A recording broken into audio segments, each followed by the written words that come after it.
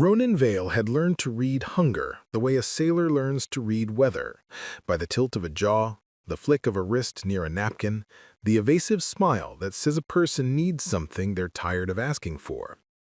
On a Tuesday that arrived heavy with rain, he moved through the dining room of La Boussole with a tray balanced on his fingertips and a prayer tucked behind his molars. Rent was due at the end of the week. His sister had texted that their landlord was counting dates with shark teeth. The espresso machine hissed like an impatient cat. The maître d', Odette, floated between tables like a swan in a black suit. He retied his ocean-colored tie, the only splash of brightness he allowed himself, and delivered a bowl of lemon risotto to a man whose wristwatch cost more than Ronan's car. He didn't think about the time it would take him to get home on a bus that smelled like wet wool.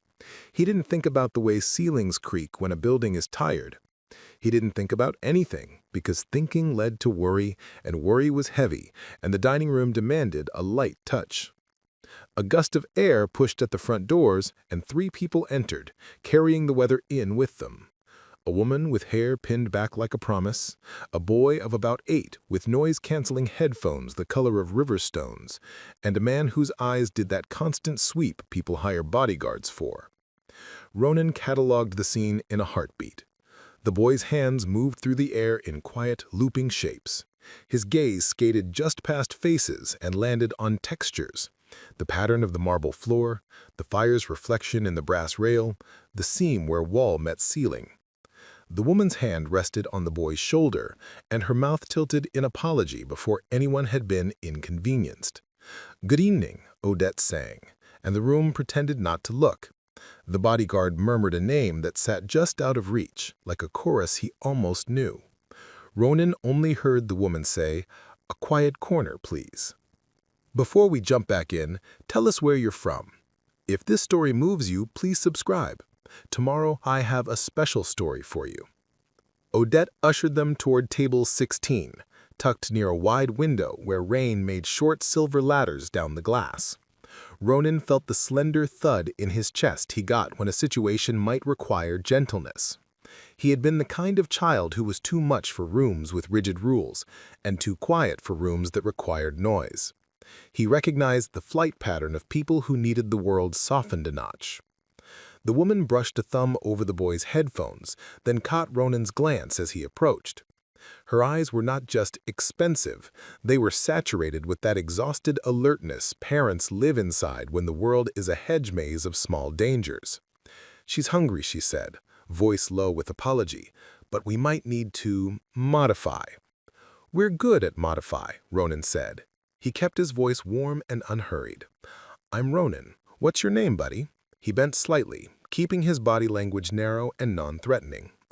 The boy's hands tapped a rhythm against his thigh, while his gaze hovered near Ronan's tie. "Rowan," the woman answered for him, then smiled at the coincidence. "Rowan likes patterns." "Excellent," Ronan said, and straightened.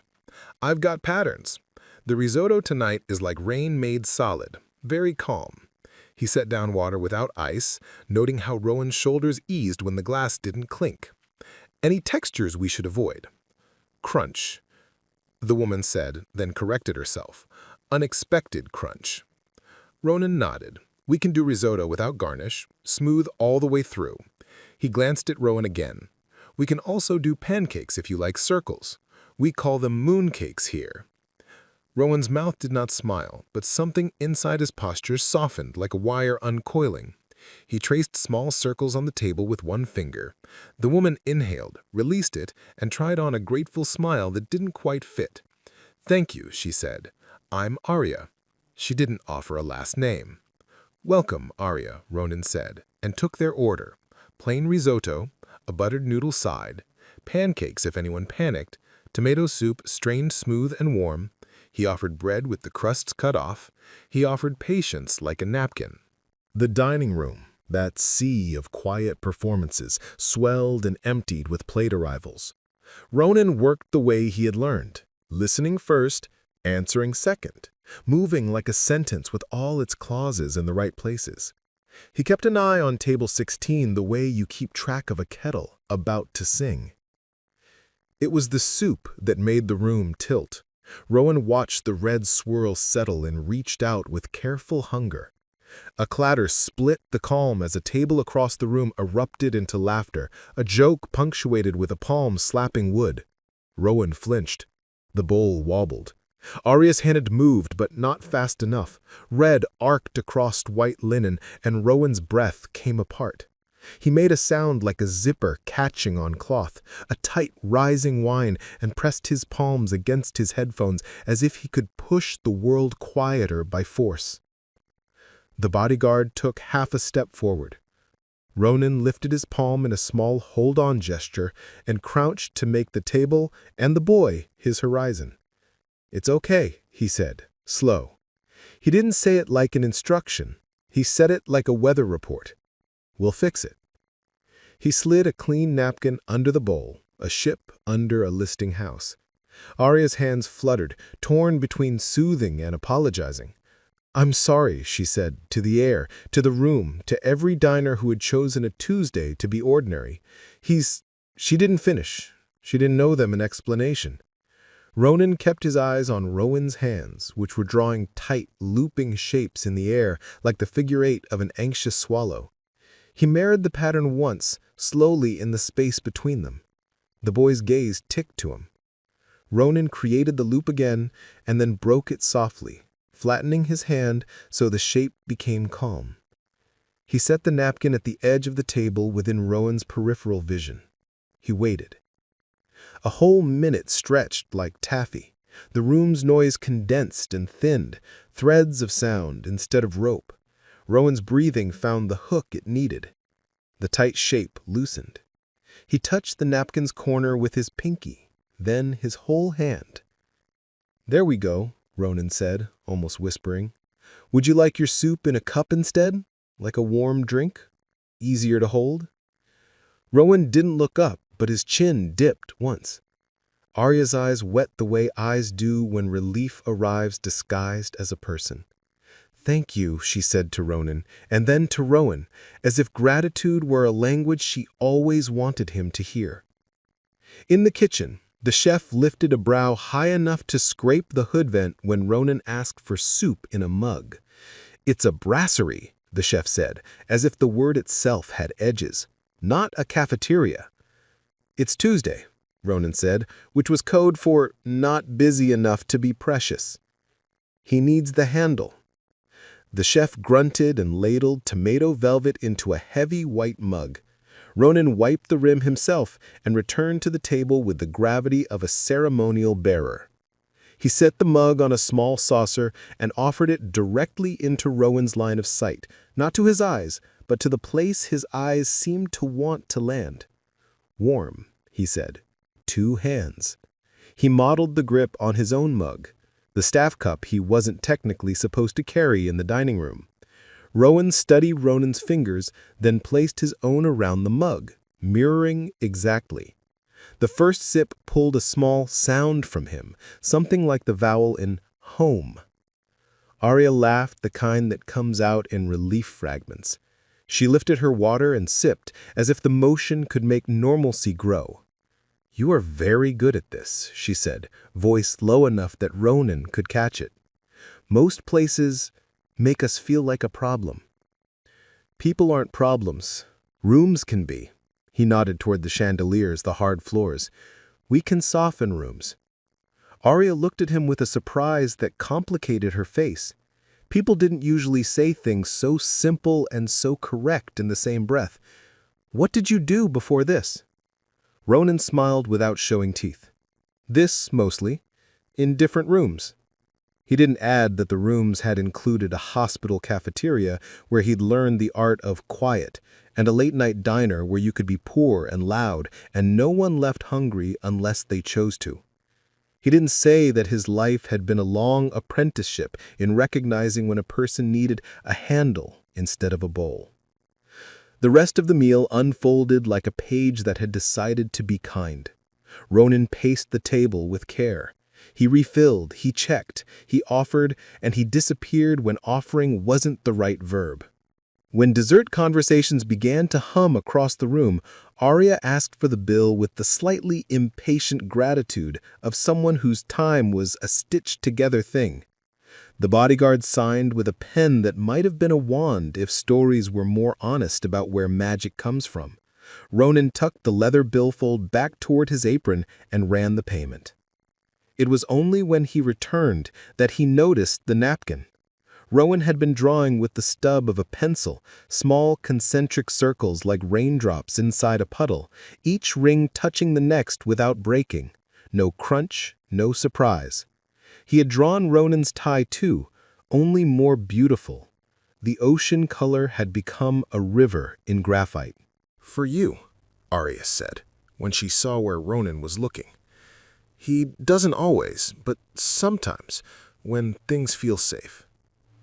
Ronan picked up the napkin as if it were a fragile passport. "I'll keep it safe," he said. The promise felt bigger than paper. "Thank you, Rowan." He didn't ask permission to say the boy's name. He offered it as a gift. Rowan glanced up for the first time and met Ronan's eyes for half the width of a heartbeat. In that slip of connection, Ronan saw the whole system of the boy's world, the bristling beauty of a brain that received truths at a different frequency, the architectural attention to detail, the deep wells where words lived but didn't always travel to the surface. He didn't pity, he understood. It was different. They left the way storms do in movies. One door opening, a rush of air, a few lingering drops, then quiet. Ronan watched the taillights fold into rain. He slipped the napkin into the back of his server book, between the night's orders and his own folded worries. Odette floated to his side. "Do you know who that was?" She kept her voice like an eyebrow, lifted, skeptical, dramatic. "A mother," Ronan said, not taking the bait. Odette's mouth thinned into the shape of a reprimand she couldn't quite land. "Arya Nur Laurent," she said finally, enunciating each syllable as if naming a comet, "founder of Nur Atlas, AI for logistics, 10 countries, 200 million users. Her face pays for half the magazines we pretend not to read." Ronan blinked. The name clicked into the puzzle in his head, a piece he'd seen on billboards and in articles he read standing up on buses. Billionaire, a word that might as well have been a zodiac sign. He thought of the soup in a mug. He thought of the drawing. He thought of how the boy's hands had made loops in the air. "She's a mother," he said again, and carried a tray to table 11. By closing, rain had given up and moved inland. The city smelled like stone and lightning. Ronan counted tips in the back corner, the way you count pebbles before a crossing. He texted his sister the number and a promise to stop at the pharmacy for her inhaler refill. He folded the napkin drawing into his pocket and tried not to let hope chew on him. Hope was teeth with no owner. The bus took its time the way buses do when you need them most. Ronan got home to an apartment whose walls had opinions about gravity. His sister, Mara, was asleep on the couch under a quilt their grandmother had sewn when threads outnumbered excuses. He draped a second blanket over her and considered the way people call this tenderness small, when really it's the whole infrastructure that keeps a life from collapsing. He slept like a man who had memorized too much sound and woke to a morning that smelled like old coffee and fresh weather. Everything in his body wanted to be tired, but his brain kept replaying the moment Rowan's hands matched his on the mug, the click of a bridge from agitation to calm. He didn't pretend that it had fixed anything permanent. He knew better to make a miracle out of a technique. But he also knew that sometimes the planet tilted in your direction for a minute, and you owed it the dignity of noticing. At the restaurant, morning prep had the intimacy of a confessional. The pastry chef piped cream onto ranks of shells like a god who believed in neatness.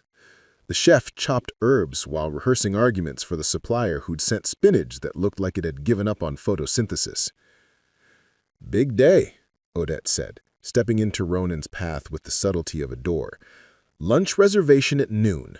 Private. Security detail called ahead to review exits. Guess who? Ronan didn't say the name. He didn't say anything. He went to polished glasses, because polished glasses tell the world you expect reflection. At 11:45, black cars lined the curb like punctuation marks. The bodyguard from last night entered first, his gaze running a quick audit of the room as if it were a spreadsheet under bright light. 2 women in suits followed, murmuring into their wrists. Then Arya. She wore a navy coat that turned her into an exclamation point. Rowan came beside her, the headphones resting around his neck this time. He carried a small black case, lightweight, the size of a book. "I asked for the same table," Arya told Odette, and the maitre d' performed the ballet of simultaneously being obsequious and in control. "And the same waiter." Her eyes found Ronan before Odette could pretend not to know him. Ronan approached with the map of last night's kindness already memorized. He kept his movements slow. He let his voice have the roundness of a well-placed vowel. "Welcome back." He didn't say, "You didn't have to." He didn't say, "Why me?" "We won't be ordering right away," Arya said. Her words clipped the way important people make space in the world. "We're here for a conversation." She glanced at Rowan. "And for a demonstration." Rowan set the black case on the table and opened it to reveal an Augmentative and Alternative Communication Tablet, AAC, customized with symbols in soft colors. The layout was clean. Feelings, needs, food, places, people. A small strap had been attached to the case. Ocean-colored fabric that made Ronan's chest do a small, private thing. Arya gestured toward the tablet, then toward Rowan. "Last night, you did something I have not seen in all my years of trying to make rooms kinder. You made a corridor inside the noise. You taught us, and you didn't make a speech about it." She folded her coat over the back of the chair with a precision that suggested legal contracts were merely another version of folding. "I want to ask you something that may sound absurd."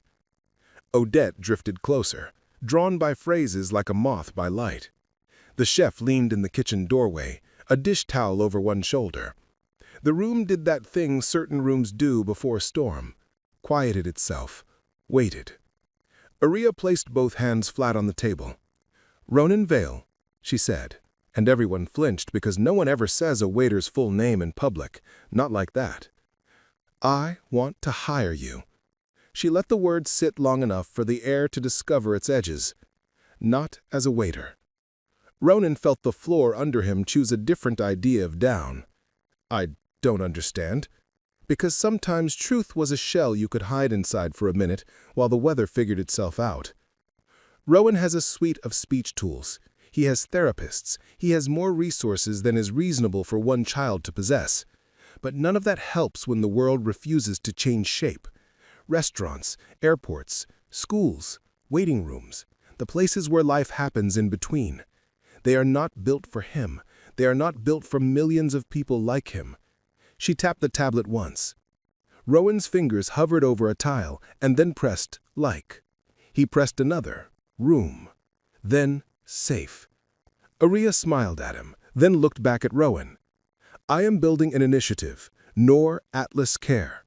We have money and engineers and all the usual brilliant people who've never had to coax soup into being a cup. We don't have someone who knows rooms the way you do." She lifted her chin. "I want you to be director of hospitality design." Odette made a small sound that might have been a gasp if she were less disciplined. The chef actually said, "Mon Dieu," as if the cliché had paid rent. Ronan's hands, which had never betrayed him while carrying 3 plates and a bowl, felt suddenly uninvited to his wrists. He began, and stopped, because the word he almost said was just a waiter, and he refused to make himself small so other people could remain comfortable. "I don't have a degree." "I have more degrees than is medically advisable. Not one taught me how to do what you did last night." She leaned in. "Come build a service canon for rooms. Train staff, write protocols, Teach people how to see handles where bowls used to be. Ronan's chest was a battlefield where hope and caution had decided to reenact history. He thought of rent and inhalers, and how many lives get stymied because a hinge rusts and no one thinks to oil it. He thought of the napkin drawing in his pocket.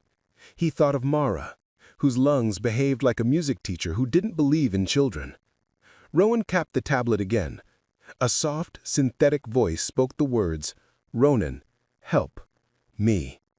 It was not his voice, but it carried his intent, and Ronan's ribs did that quiet breaking into bloom thing people write about when they don't know how else to say heart.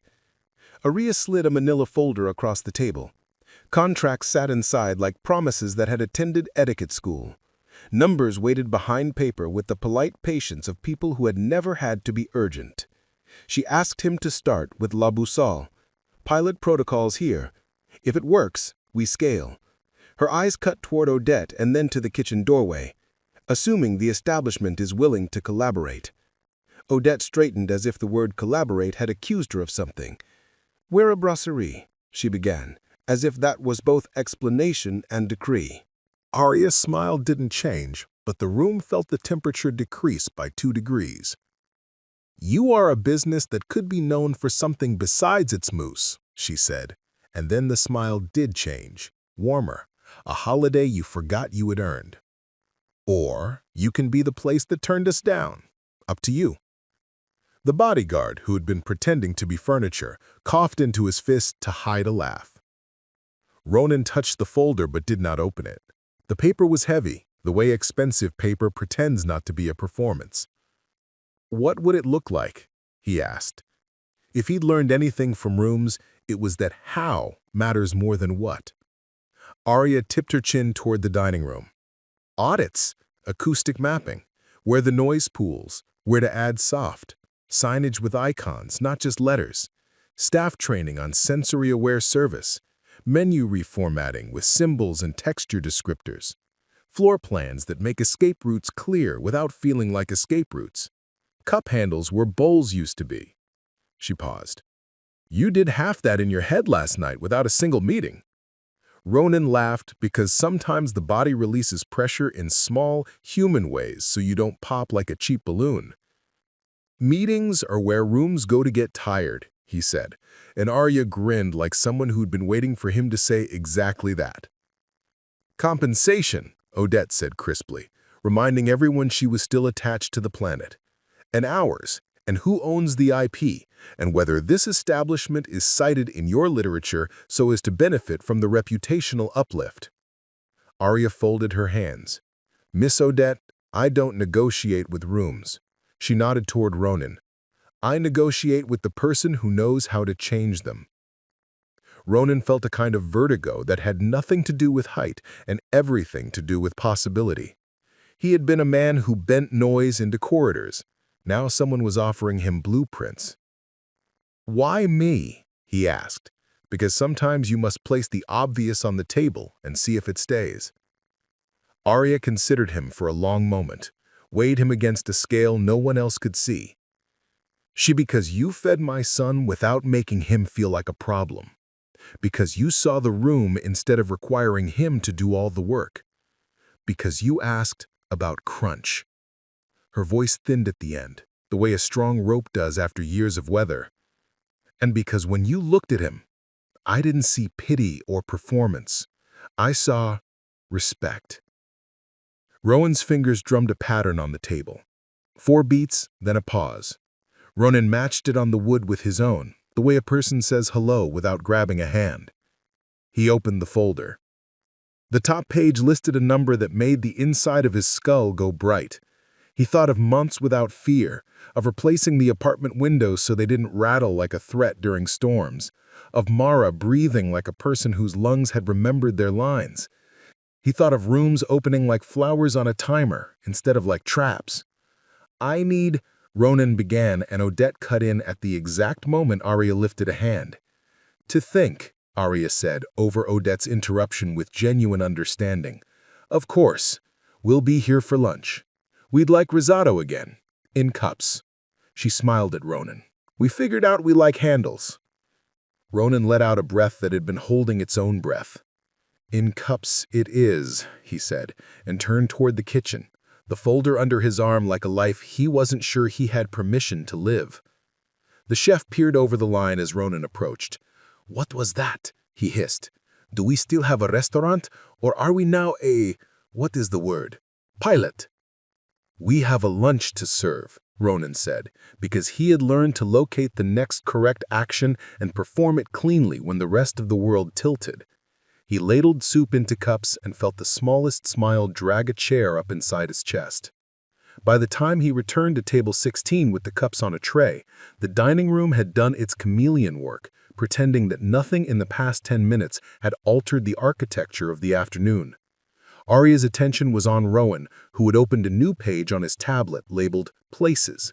The tiles read Home, Car, School, Park, and, added recently, with an icon of a little white cup, Bistro. Ronan set the cups down. Rowan tapped Bistro, then tapped Safe, then tapped, carefully, Ronan. The device spoke the words in that gentle, synthetic voice that always sounds a half-step patient. Bistro Safe Ronan. It was clunky, imperfect, and perfect the way all graceful things are when they're still learning to walk. Ronan felt something in him select a future and point. He didn't say yes, he didn't say no. He only stood, steady as a table that doesn't wobble when you rest your elbows on it. Arya lifted her water glass, and the dining room's light found it, set it on fire. "So, will you change rooms with me?" Ronan opened his mouth to answer, and found the yes waiting there like a key he'd been carrying for years without knowing which door it opened. "Yes," Ronan said, his voice steadier than the glass in his hand. The room absorbed the word and changed shape around it, like cloth accepting a new seam. This story took us a long time. If you like it, subscribe. Now, back to the story. Arya didn't cheer. She didn't let triumph leak into the space like cheap perfume. She only nodded once, firm, as if they'd just agreed to move a mountain and had decided which shovels to bring. "Good," she said. "We start now." They did. By 2 o'clock, the cups outnumbered the bowls. By 3, the kitchen had learned that a garnish is not a hill to die on. By 4, Odette practiced a new sentence in front of the walk-in refrigerator door. "Welcome, what texture do you prefer?" And each time she said it, a little less of her pride cracked off and fell. Ronan drew a rough map of the dining room and circled the places where noise pooled the way rain finds low ground. He moved 1 table, then 2, then 4, until the room hummed instead of shouted. The chef, who felt about change the way cats feel about baths, stood at the line and pretended not to watch. "We'll call them calm zones," Ronan said, marking the map with a soft pencil that left the kind of line you could erase but didn't want to. No hard clinkware. Staff trained to approach from the front, announce before setting anything down. Straws offered, not assumed. A quiet menu. He sketched boxes, icons instead of adjectives. Circles for pancakes. A spoon for soup. A wavy line for risotto that had learned patience. "Quiet menu?" Odette echoed, suspicious of any noun that let an adjective boss it around. "Readable," Ronan said. "Honest about textures. No surprises that crunch." Arya listened with her coat still on, like a person who left other crises running in the background, but knew which one needed her whole attention. Rowan sat with his tablet and added tiles as the room changed. New sign, quiet corner, good light. He tested each one with a tap, listened to the voice pronounce safety in pieces, and built the phrase he wanted. Room kind now. The first test came at 5:30 when a family of 4 arrived without a reservation and with the kind of worry that doesn't announce itself until it trips you. Their youngest, a girl with a braid so tight it looked like resolve, clung to her mother's sleeve and scanned the room for exits. Ronan caught the scan and offered a map. 3 gestures, 1 clean smile. "Calm zone?" he asked, and watched the tension drop from the parents' faces like a rope cut with a sharp knife. He brought soup in cups, offered spoons with thin handles, and knelt before setting anything within reach. The girl watched his hands, then matched them, then ate. When the check arrived, the merchant wrote a note on the copy. "Thank you for making a room my daughter could stay in. We usually leave before the ice melts." Arya didn't read the note. She didn't need to. She was watching the room, the invisible before and after that numbers would summarize later but could never fully contain. "This can scale," she said, half to herself, half to Ronan. "We can make kits, guides, training modules. We can—" She stopped because Rowan had tapped a tile and the device said, "More places." Ronan reached without thinking and squeezed the boy's shoulder the way you steady a cup when the bus hits a pothole. "More places," he agreed. That night, he brought the manila folder home like you carry a sleeping child, carefully, reverently, aware of how many stairs can turn into cliffs if you stop looking. Mara was awake and coughing in the kitchen, turning the kettle off just before it screamed because the neighbors had opinions about noises after 10. "What's the folder?" she asked, her voice rasped into a lower octave by the day. "A possible," Ronan said. He set it on the table and made tea, honey first, then water, because order mattered. A better job. A very better job. He didn't know how to say number without changing the air between them. Mara looked at him the way people look at weather forecasts when the sky is already dark. "What kind of better?" "The kind with health insurance that doesn't behave like a magician," he said gently. "The kind that might make your lungs a solvable problem." Mara laughed until she coughed again. "My lungs are stubborn, not a problem." She sipped and exhaled a steam that smelled like survival. "But I'd take stubborn with medicine over stubborn with pieces of peppermint and faith." She touched the folder. "Open it." They did, together. The number lit the room like an unearned holiday, and for a long time they said nothing, because sometimes silence is the only language you have that fits. He slept badly because hope is loud in the dark, and woke to a phone vibrating itself into impatience. Arya. A calendar invite for 9 a.m., Noor Atlas Care, pilot La Boussole, attendees Arya Noor Laurent, head of product, head of people, legal counsel, Ronan Vale. Location? On site. Ronan read it twice and whispered to the quiet apartment, "Well then." At 9 sharp, the black cars returned, as punctual as grammar. They carried people who wore lanyards as if they were pendants and who smiled like they were too busy to manufacture warmth. Arya gathered them in the side dining area, where Ronan had already dimmed the lights by 7% and turned the music down from whisper to breath. "This is Ronan," Arya said simply. "He's our director of hospitality design. He'll walk you through the pilot." Titles are strange clothes. Some fit immediately, some need tailoring, some never stop itching. Ronan put this one on and found it was his size. He spoke without slides. He spoke without apology. He spoke the way he served, observant first, prescriptive only when he had to be. He explained pooling noise and soft corners and approach vectors and the psychology of a handle. He showed them the quiet menu and the iconography that made choice less like a test and more like a path. He didn't say autism until someone asked, and when they did, he said, "We build for sensory differences, and we do not assume sameness inside difference. We ask, we adapt. We don't call people problems, we fix rooms." The head of product, a man whose glasses were so thin they seemed conceptual, raised a brow. "How do we measure it?" he asked, because product managers live in a world where everything is a metric until proven otherwise. Ronan nodded. "Wait time without distress. order completion without leaving, return rate, staff stress levels, tip distribution, complaint volume, and he held up a hand before numbers could colonize the moment, the notes people write on their receipts. Legal counsel cleared her throat.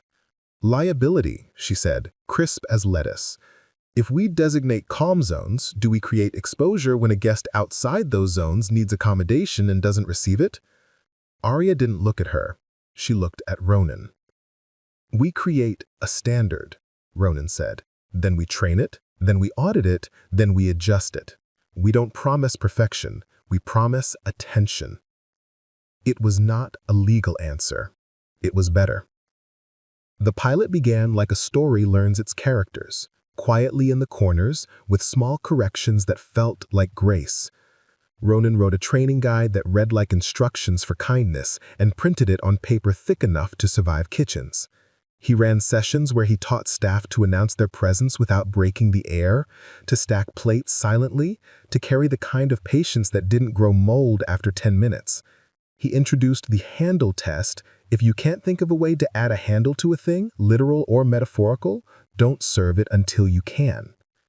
He made mistakes. He put a sign too low and a child bumped into it. He labeled a menu item crispy and got a look from a boy who had learned that word was a trap. He apologized. He changed it. He learned without defending himself because offense is just ego in a fancy suit. By the end of the week, the calm zones were reserved as often as the window seats. People called to ask if the bistro was the place with the cups. A blogger who wrote like a friend with impeccable taste posted a video of the quiet menu and coined a phrase, rooms with handles, that neon signed itself across the internet. Reporters called, and Odette pretended to be too busy until she wasn't. Arya watched, halfway in, halfway out, the way CEOs have to live in 2 cities at once. She sent teams to measure acoustics and redesign signage. She made calls that opened doors in other places, an airport lounge, a pediatric clinic, a courthouse waiting area where lives pivoted on the patience of clerks. Airport first, she said one afternoon, looking at Ronan over a stack of mock-ups. If we can make a terminal kinder, we can make anything kinder. Ronan had never flown anywhere. His world had been mapped by bus lines and how far groceries felt on his shoulder. He walked into Terminal C the next morning and felt the air vibrate with 1,000 unmade decisions. The floor shone in a way that made light the enemy. The announcements stacked on top of each other until meaning fell off the pile and disappeared. He stood still and let the place talk. Rooms always tell you what they need if you stop trying to win. Light first, he said to the team clustering behind him like parentheses. Diffusers, anti-glare film where the sun knifes the floor. Quiet routes, paths from entrance to gate that avoid retail canyons. Decoding signage, a sensory map. A what? The head of product asked, already typing it into a document he'd title and forget somewhere. A map that shows where the room gets loud, Ronan said, so families can plan. So everyone can plan. He pointed to a seating cluster that looked like furniture imagined by people who hated sitting. And those need backs and arms and different heights and places to tuck in behind. He knelt next to an outlet at a child's height and smiled like he'd found a nicked coin. And this is an apology disguised as convenience. It's good. We need more. Arya walked beside him, listening like he was telling her how her company could earn a soul. We'll build prototypes, try them here, then share with airports who want to borrow the bones. Not borrow, Ronan said softly. Adopt. Take ownership. Rooms know when they're on loan. He said yes to cameras only when they pointed at the furniture, not at faces. He said no to a news anchor who wanted to call Rowan nonverbal, like it was a finish line instead of a description of a moment. He said yes to a podcast that wanted to talk about dignity because the host asked if he could leave errors in when people corrected themselves to model how learning sounds. At home, Mara's cough grew steadier, the way a metronome can trick you into thinking the music is improved just because it's on time. The new insurance arrived like reinforcements, but the appointment that could change the tempo lived a month away, then 6 weeks. Then you blink and you forget about the calendar while the days keep acting like thieves. "You're doing a good thing," Mara said at 1:13 a.m., when both of them were still awake and the city had finally decided to let the brakes rest. "Promise me you won't let rich people make you feel small when they realize you're better at this than they are." Ronan snorted. "They already know," he said, but his chest tightened in the place where old judgments sleep with their shoes on. "It's not about better, it's about different. It's about the difference that matters." The first airport pilot weekend arrived with weather that loved drama. Wind performed stunts on the tarmac. The PA system cleared its throat every 4 minutes to announce a delay. Families arrived with bags under their eyes the same color as the ones under their seats. Rowan walked the quiet route with his headphones around his neck and his tablet like a small shield. He tapped tiles as he went, bright to less bright, loud to less loud. The map matched his body. He didn't have to fight to stay soft.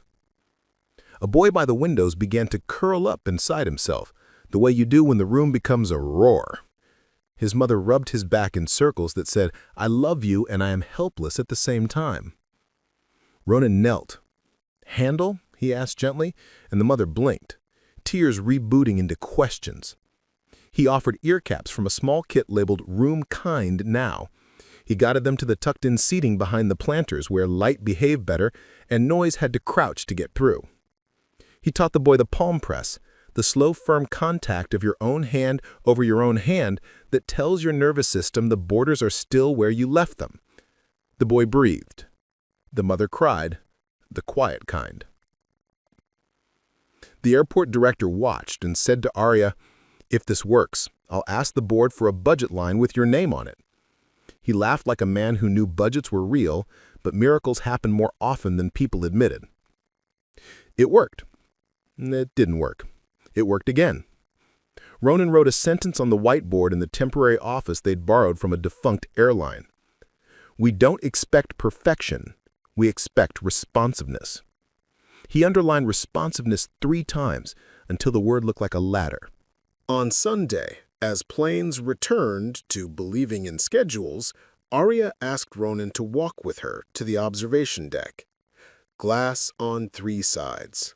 Sky performing a show it never rehearses. "You're good at this," she said, and he made the face he makes when a compliment tries to land on him and he ducks instead of letting it roost. "No," she corrected gently. "You are necessary at this." She handed him a second folder, thinner, heavier. "I want to change your life in a way that isn't just a job." He opened it. Inside, a lease. A new apartment in a building with elevators that worked because people were paid to make sure they did. An address that cut his commute in half and removed 3 stairs that had been trying to break Mara's ribs for months. Behind it, a card with a number toward a medical fund, not charity. "Investment in resilience," the letter said, written in Arya's hand that carved letters like runes.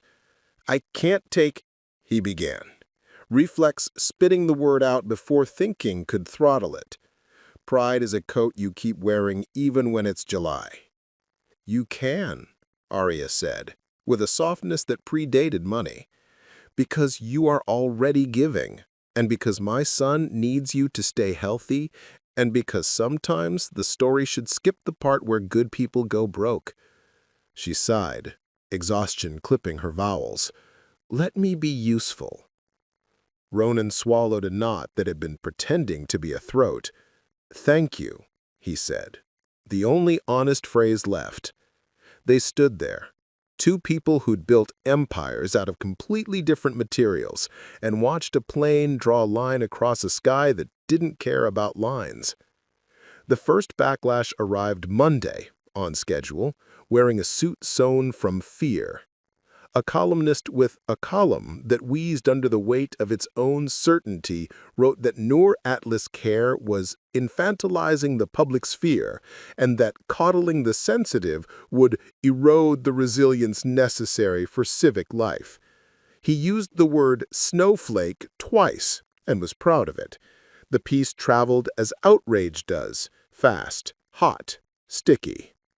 Odette printed it and stuck it on the staff corkboard with a knife.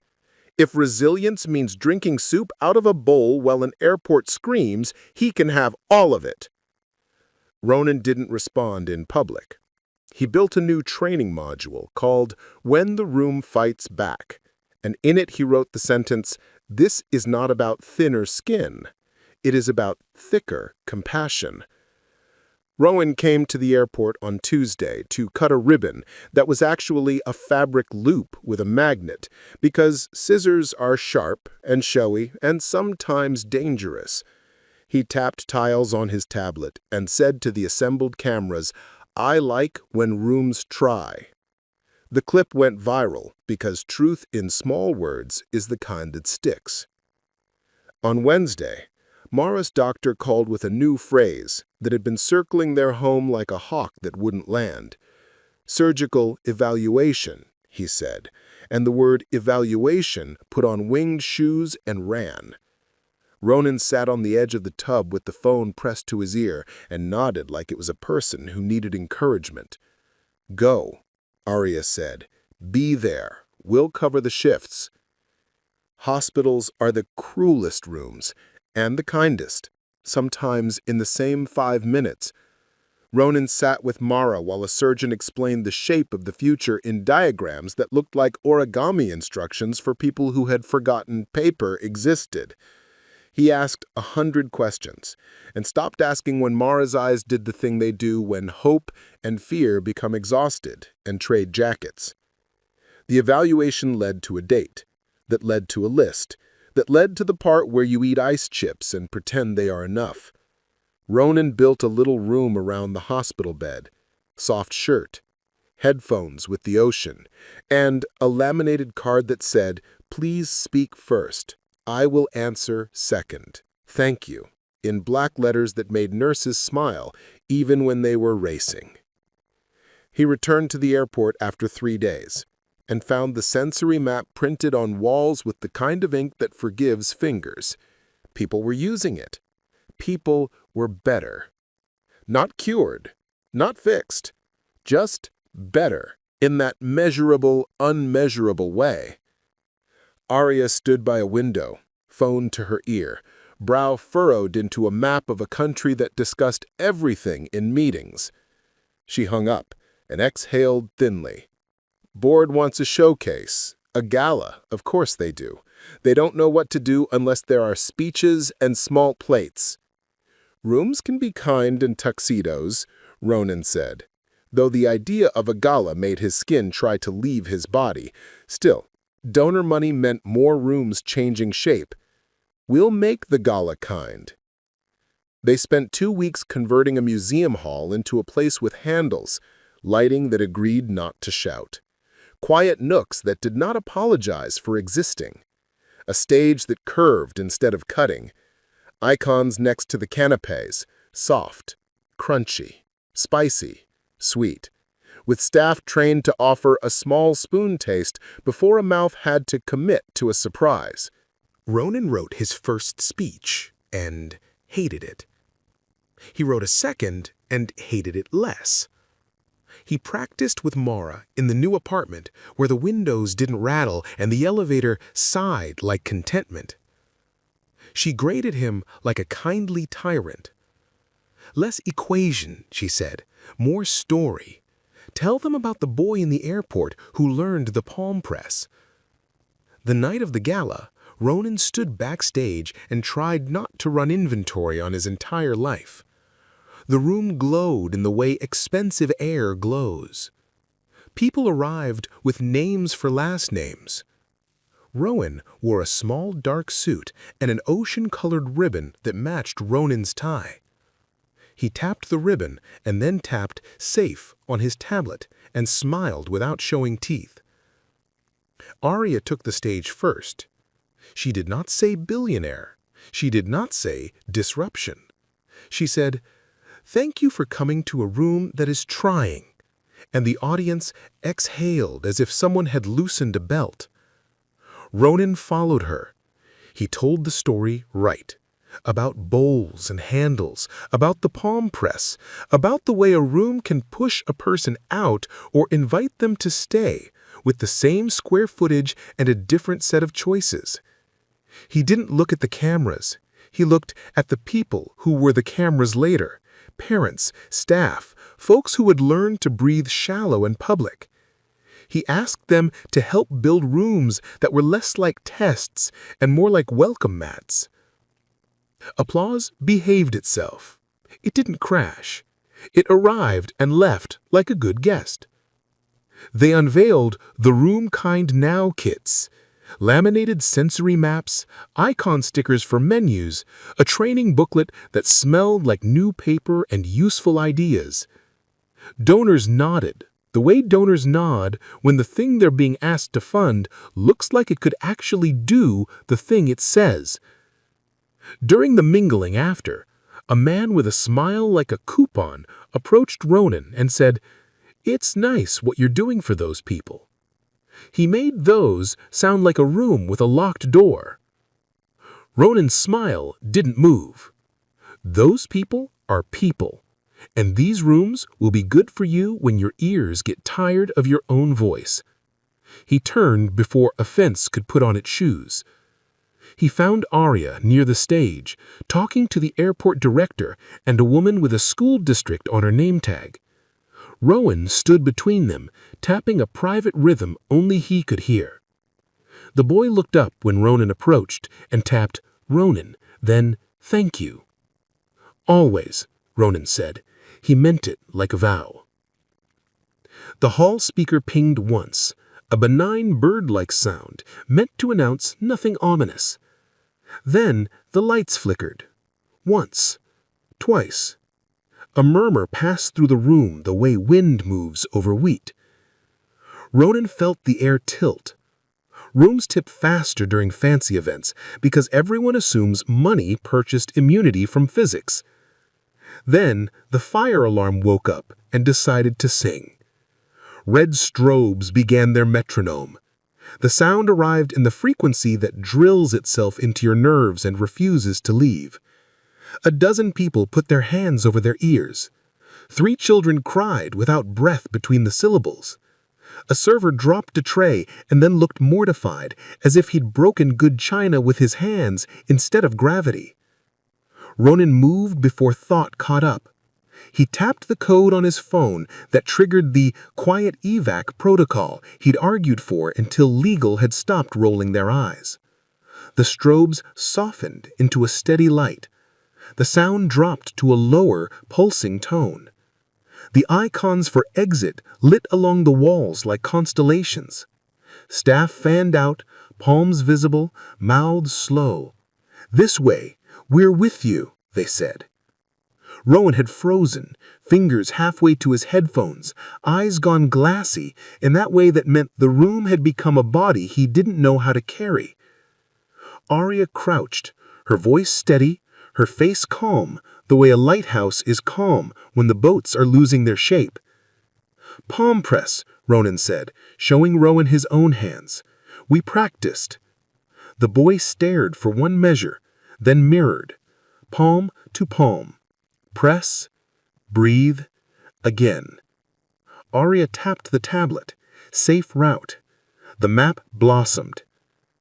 They were halfway to the exit when Ronan's phone shivered with an incoming call that crawled under his skin and stayed. Mara. He hesitated, just long enough for worry to put a foot in the door of his chest. He answered. Noise crowded the line, hospital air full of feet and beeps. "They moved the surgery up," Mara said, words ragged with the speed of their arrival. "Tonight, there's an opening. You need to—" The line cut into static, then back, then cut again. The alarm tone reconfigured itself into something more urgent. The stuck door banged open somewhere behind them. Rowan pressed his palms together and breathed, and Arya kept her hand on Rowan's shoulder and her eyes on Ronan, reading his face like a map she trusted. He had a room to get out. He had a sister to get to. He had built a life where both could be true, And now the world had the audacity to make him choose a first next move. He looked at Arya. He looked at Rowan. He looked at the room he'd designed for nights exactly like this one. His phone buzzed again. A nurse this time. "Mr. Vale," she said, efficient and kind. "We're wheeling her in." Ronan inhaled, slow and deliberate, the way he taught other people to do when the room tried to take more than its share of oxygen.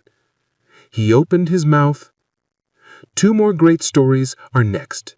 Don't miss them. Subscribe and turn on notifications.